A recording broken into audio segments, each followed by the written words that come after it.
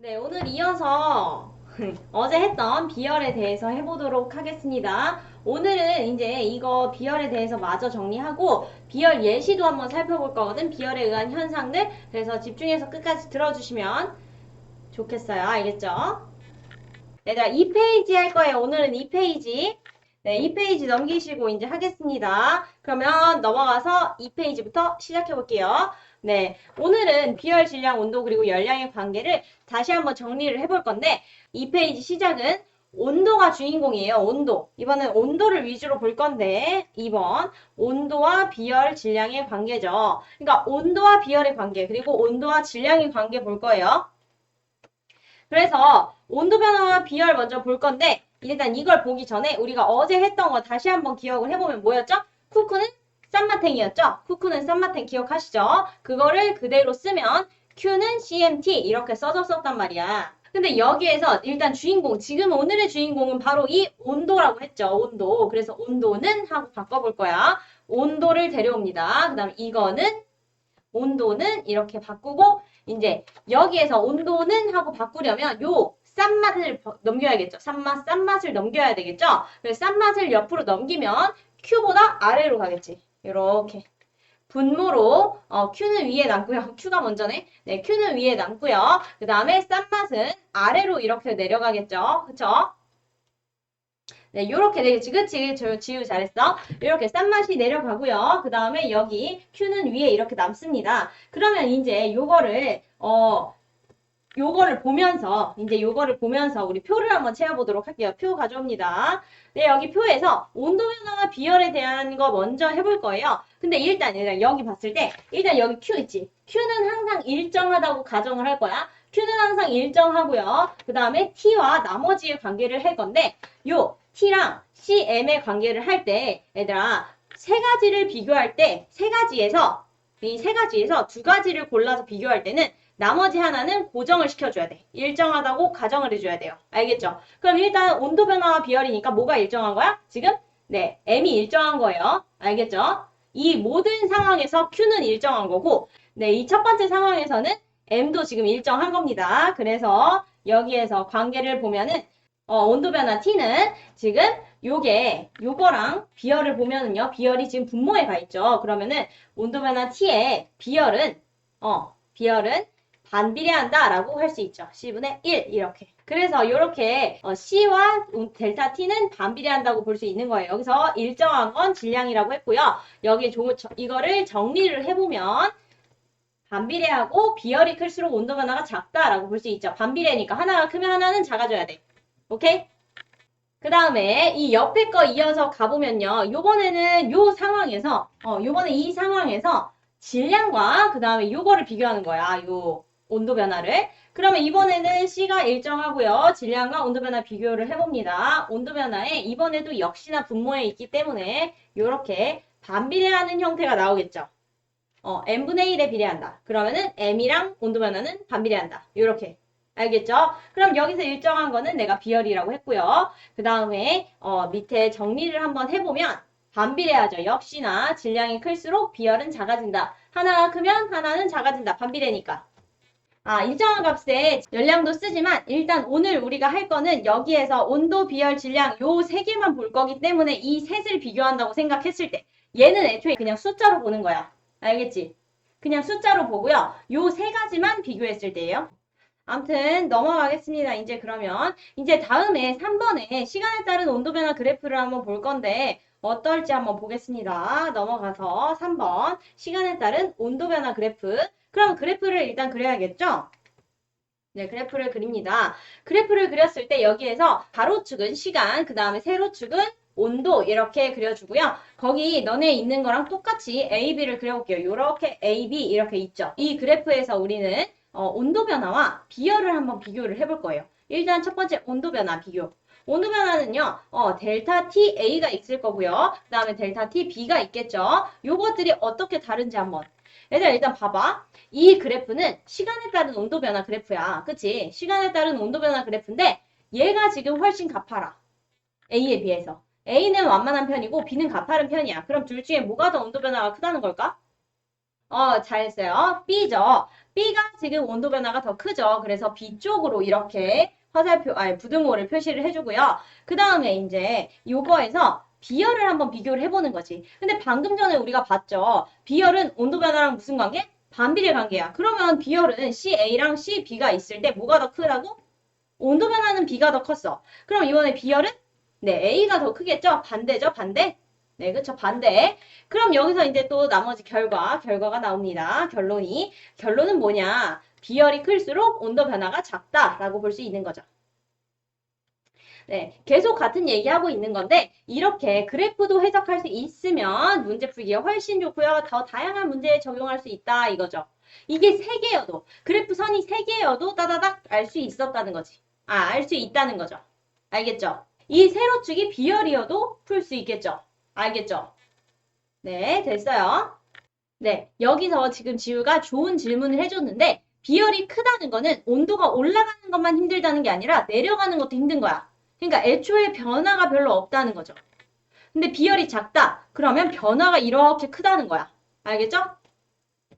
넘어가서 이제 우리는 비열에 의한 현상을 좀 볼 건데요. 비열에 의한 현상을 4개를 볼 거야. 4개. 1번은 해풍과 육풍, 그 다음에 2번은 2번은 일교차, 그리고 3번은 뚝배기와 양냄비, 그 다음에 4번이 우리의 몸 이렇게 볼 거예요. 일단 첫 번째 해풍과 육풍부터 보도록 하겠습니다. 해풍과 육풍. 근데 여기에서 얘들아 해풍과 육풍을 알아보기 전에 이 풍은 왜 생기는지 바람이 왜 생기는지 먼저 알아봐야겠죠? 바람이 왜 생기는지 먼저 보도록 하겠습니다. 네, 일단 얘들아 여기 고온의 입자들이 있어요. 고온의 공기 입자들이 있습니다. 그리고 여기에 이 고온의 입자들은요. 엄청나게 활발하지. 얼마나 활발한지 한번 보자. 활발합니다. 아주 활발하죠. 막 하다가 딱 멈추면 네, 부피가 증가해 있죠. 그렇죠? 부피가 증가해요. 너무 이렇게 막 날뛰니까 막 이렇게 날뛰니까 애들이 서로 거리가 굉장히 멀어요. 그럼 부피가 멀다는 건 빽빽하다는 거야? 빽빽하지 않다는 거야? 빽빽하지 않다는 거죠. 그럼 밀도가 어때? 밀도는 감소하겠지? 밀도가 감소하면 얘 뜨니 아니면 가라앉니? 그쵸? 밀도가 감소하면 뜨겠죠. 요렇게 뜨게 됩니다. 그럼 이렇게 뜬다는 거는요, 이게 위로 올라가는 거니까 뭐라고 하냐면 상승기류라고 해요. 상승기류. 그래서 이 고온의 공기 입자들은 상승을 합니다. 그럼 얘네가 위로 이렇게 올라간다는 거야. 내가 이렇게 있어. 내가 이렇게 있으면 얘네가 위로 이렇게 올라간다는 거야. 올라가. 그럼 원래 공기들이 날 누르니까 기압이 발생하죠. 근데 얘네가 올라간다는 거는 기압이 어떻다는 거야? 기압이 낮다는 거죠. 공기가 안 누르고 위로 올라가잖아. 그래서 여기는 어떻게 되냐? 비게 되고요. 여기는 따라서 저기압이 형성이 됩니다. 저기압.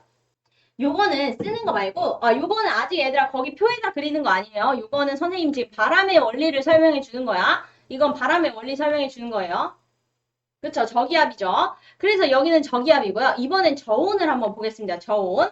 저온은요, 여기에 이렇게 있어요. 파란색으로 표현을 해봤는데, 저온이 있고요. 얘네는 얘들아, 거의 움직이지 않는다고 보면 얘네는 부피가 감소하겠죠. 부피가 감소해요. 부피가 감소하니까 밀도는 어때? 빽빽해. 밀도가 크겠죠. 밀도가 커요. 밀도가 커서 이렇게 내려가게 됩니다. 내려간다는 건 가라앉는다는 거지? 이렇게 가라앉는다.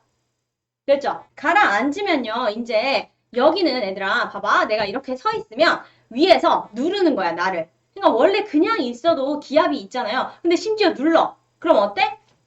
밑에 입장에서는 고기압이겠죠? 하강기류가 내려오면서 고기압이 형성이 되는 거죠. 하강기류가 생성되면서 밑에 입장에서는 고기압이 형성이 됩니다. 그러면 저기압에서는 공기가 적어. 여기 지금 공기 적어, 여기 공기 적고 여기는 지금 엄청나게 공기가 모여 있어. 그쵸? 그러면 많은 데서 적은 데로 나눠줘야 그게 상도덕이죠. 그죠? 그래서 지금 여기 고기압에서 저기압으로 공기를 나눠줍니다. 이렇게. 그래서 나눠주다 보니 수평적인 공기의 이동 현상이 나타나서 바람이 부는 거예요. 공기의 수평적 이동을 바람이라고 합니다. 그래서 이렇게 수평적으로 공기가 이동하니까 바람이 생성이 되는 거예요. 그게 바로 풍입니다. 풍. 알겠죠? 그래서 이렇게 바람이 부는데 이제 우리가 바람의 원리를 알았으니까 해풍과 육풍에 대해서 한번 알아보도록 하겠습니다. 알겠죠? 네, 넘어가서 이제는 해풍과 육풍에 대해서 알아볼 건데 일단 진짜 진짜 표 정리하기 전에 위에 있는 비열 먼저 비교를 해봐야겠지. 어디랑 어디? 네. 봐봐. 육지와 바다를 비열 비교를 해봐야겠죠. 일단 이 둘을 비교했을 때 육지에는 모래가 주로 있고요. 그리고 바다에는 물이 주로 있어요. 그쵸? 그럼 우리 1페이지에서 얘들아 여기 진짜 시원해. 그리고 저기는 아 뜨거워 이러고 있는 그거 기억나요? 생각해보기? 거기에서 모래는 비열이 낮기 때문에 온도 변화가 막 이래. 햇볕이 내리쬐을 때는 엄청 뜨겁고 햇볕이 없을 때는 차갑고 이렇게 변하는 반면에 바다는 항상 이렇게 평화로운 상태를 유지하죠. 그래서 여기에서 둘 중에 비열이 큰 거는 바다가 비열이 크죠. 바다가 비열이 크니까 이제 진짜 알아야 될 거 다 알았어요. 그럼 표 가져옵니다. 표 가져와서 이제 낮과 밤에 어떻게 해풍과 육풍이 부는지 알아볼 건데요. 일단 낮부터 볼게요. 얘들아 낮에는 뭐가 뜨지? 맑은 날이야. 낮엔 뭐가 떠요? 태양 떠주세요. 네, 태양이 떠요. 태양이 뜨니까 일단 이 육지 입장에서는 얘들아 태양이 떴어. 온도 변화가 어떻다고? 온도 변화가 굉장히 심하다고. 비열이 작아서 온도 변화가 굉장히 심해요. 그럼 여기는 낮에는 고온 입자들이 있겠죠? 고온 입자들. 반면에 바다는요. 이 모래에 비해서 해안에 비해서 저온의 입자들이 있겠죠. 여기까지 됐어요? 그러면 이제 얘네들의 움직임을 한번 살펴볼 거예요. 방금 전에 봤으니까 여기는 간단하게 움직임을 잠깐 살펴보겠습니다. 고온은요. 막 날뛰다가 위로 올라가겠죠. 밀도가 낮아서 위로 올라가고 저온은 네 가라앉게 됩니다. 그쵸? 어디가 고기압이야 여기서? 공기가 모여있는 곳? 위에서 아래로 누르는 거? 바로 바다가 고기압이고요. 육지는 저기압이 됩니다. 됐어요? 여기까지? 그쵸? 육지는 상승기류, 바다는 하강기류 해서 네, 여기는 고기압, 여기는 저기압이 형성이 됩니다. 그래서 고기압에서 저기압으로 바람이 부니까 바다에서 육지 쪽으로 이렇게 바람이 불게 됩니다. 됐죠? 네, 이렇게 바다에서 육지 쪽으로 바람이 부는 거를 뭐라고 하냐면 바다 쪽에서 불어온다 해서 부는 쪽에서 이름을 붙여요. 부는 쪽에서 불어오는 거라고 해가지고 바다 쪽에서 불어오니까 해풍. 그리고 방향은 바다에서 육지고요. 명칭은 해풍입니다. 됐죠? 그 다음에 이제 밤에 어떨지 한번 보겠습니다. 밤에는요. 일단 태양이 없어. 대신 어때? 어둠이 찾아와요. 어두워요. 어둠이 찾아오면서 여기는 바다는 그럼에도 불구하고 낮에 태양한테 받았던 그 기운이 있잖아. 태양한테 받았던 그 여운에 아직 혼자 감성에 젖어 있어요. 바다는 그래서 아직도 이번에는 여기가 고온이고요. 육지는 태양 없어지자마자 바로 확 돌변하는 애야. 온도 변화가 확 낮아졌어. 온도가 확 낮아졌어. 그래서 저온 이렇게 형성이 됩니다. 네, 상대적입니다. 네, 육지는 이렇게 비교적 상대적으로 저온이 되는 거예요. 됐죠? 이렇게. 그래서 이렇게 됐으니까 이번에도 움직임을 한번 보겠습니다. 움직임 보여주세요. 네, 여기 막 이렇게 돌다가 여기는 고온은 올라가고 저온은 가라앉아요. 그쵸? 고온은 밀도가 낮아져서 하늘로 뜨고요. 저온은 밀도가 높아져서 바닥으로 가라앉게 됩니다. 그러면 여기에서 고기압은 이번에 어디야? 공기가 모여있는 육지 쪽이죠. 육지가 고기압, 그 다음에 바다는 저기압 이렇게 됩니다. 육지가 고기압, 바다는 저기압. 엄청 힘들죠? 그쵸, 맞아요. 그래서 방향은 어떻게 되냐면요. 방향은 이번에는 고기압에서 저기압 쪽으로 불어야 되잖아요. 육지에서 저기압 쪽으로 불어오는 육풍이 이렇게 형성이 되겠죠. 이거는 바로 육풍이죠. 육풍. 그래서 방향은 육지에서 바다고요. 그 다음에 명칭은 육풍이 됩니다. 됐죠? 요거 잘 정리해 주시면 돼요. 넘어가겠습니다. 그러면 이제 해풍과 육풍까지 봤고요. 그럼 2번 한번 볼게요. 2번은 1교차죠? 네, 1교차는 어떻게 다른지 한번 볼게요. 일단 여기도 비열을 비교해야 되는데 내륙의 비열이 있고요. 해안가의 비열이 있어요. 그쵸? 이 둘을 비교했을 때 얘들아 물 쪽이 항상 비열이 크다고 생각하면 돼요. 그래서 해안가는 비열이 어떨까? 바다가 있으니까 해안가가 비열이 더 큽니다. 그 말은 내륙은 온도 변화가 심하다는 거죠. 온도 변화가 심해요. 그러면 아침에는 춥고 점심에는 덥고 저녁에는 춥고 이리 온도 변화. 이걸 뭐라 그래? 일교차라 그러지? 그래서 일교차는 내륙이 더 크다라고 볼 수 있죠. 그럼 이제 넘어가서 3번 보겠습니다. 3번은 뭐냐면 뚝배기와 양은 냄비인데요. 뚝배기와 양은 냄비는 어떻게 생겼어? 요렇게 생겼어요. 요렇게. 왼쪽이 뚝배기, 오른쪽이 양은 냄비죠. 그 뚝배기 말고요. 네, 요 뚝배기요. 이 뚝배기랑 양은 냄비는 서로 쓰임이 달라요. 근데 그 쓰임이 다른 이유가 있겠죠. 일단 요 비열 먼저 비교를 한번 해보겠습니다. 일단 뚝배기의 비열은요. 얘들아, 일단 뚝배기를 잘 생각해 보면은, 우리가 뭐 먹을 때 뚝배기가 나오지? 국밥 같은 거 먹을 때 뚝배기에 나오죠. 근데 어때? 불이 없어. 밑에 불 뭐 뻔하게 넣어서 주는 것도 아니잖아. 근데 막 부글부글 끓면서 나오지. 그치? 그리고 그 따뜻함이 굉장히 오래 가죠? 그 말은 온도 변화가 크다는 거야? 적다는 거야? 따뜻함이 오래 유지돼. 온도 변화가 크다는 거야? 적다는 거야? 그치, 그치? 그치. 그래서 빨리 못 먹는데 온도 변화가 크다는 거야? 적다는 거야? 적다는 거죠. 그러니까 뜨거우면 항상 뜨겁게 유지가 되고요. 그 다음에 처음에 또 끓일 때는 얼마나 온도가 안 올라. 손 대고 있어. 한참 있다 뜨거워지잖아. 그죠? 그 말은 온도 변화가 굉장히 적다는 건데요. 그래서 이 둘이 비교했을 때 온도 변화가 적은 건 뚝배기니까 비열은 뭐가 커? 뚝배기가 비열은 더 커요. 그 대신 양은 냄비는 온도 변화가 크겠죠. 알겠지? 네, 요렇게 접근하시면 됩니다. 그래서 우리가 주로 뚝배기에는 뭘 먹냐면요. 아까 방금 얘기했듯이 국밥을 먹고요. 양은 냄비에 뭘 먹어? 얘들아, 양은 냄비 하면 뭐야? 양은 냄비 왜 사니? 라면 먹으려고 사지. 그쵸? 양은 냄비에는 라면을 먹죠. 그 이유를 이제 잘 생각해보면 얘들아, 이런 국밥 같은 거는 주로 고기가 많이 들어있잖아. 근데 이게 식으면 고기가 질겨진단 말이야. 그래서 오래오래 뜨끈뜨끈 이래야 되고요. 그 대신 얘들 봐봐. 라면을 얘들아 뚝배기에 끓인다고 생각을 해봐. 한참 걸려, 한참. 라면 하나 먹는데 한참 걸리는데 또 이게 끓으려면 오래 걸리잖아. 끓을 때까지 기다려야 되는데 끓으려면 오래 걸려. 그럼 라면을 넣고 한참을 기다려야 되는데 그럼 다 불겠지. 그치? 그래서 라면은 양은 냄비에 끓여 먹어야 돼요. 빨리 후루룩 끓는 라면 냄비. 빨리 후루룩 끓는 건 양은 냄비에. 그래서 뭐라고 쓰시면 되냐면, 네, 오래오래 뜨끈뜨끈하게 해야 되는 거는 뚝배기. 그리고 빨리 후루룩 끓어야 하는 건 양은 냄비. 요렇게 정리를 해주시면 됩니다. 그래서 각각 뭐가 더 좋고 나쁘고는 없어. 뭐가 더 좋고 나쁘고가 아니라 각자의 쓰임이 있는 거죠. 뚝배기는 뚝배기의 역할이 있고 양은 냄비는 양은 냄비의 역할이 있는 거야. 알겠지? 각자 쓰임에 맞게 사용하시면 돼요. 그 얘기를 하는 거예요. 넘어가서 4번 보도록 하겠습니다. 마지막 예시. 한 발 남았어요. 마지막 예시. 바로 우리의 몸이죠. 우리의 몸은요, 얘들아. 뭐로 주로 이루어져 있어? 우리의 몸은 주로 뭐로 이루어져 있죠? 여기 여자와 남자가 있습니다. 왜 안 나오시죠? 네, 여자와 남자가 있어요. 이 두 분은 주로 뭘로 이루어져 있다고? 주로 60%에서 70%가 뭘로 이루어져 있어? 너네 다 아는 거야.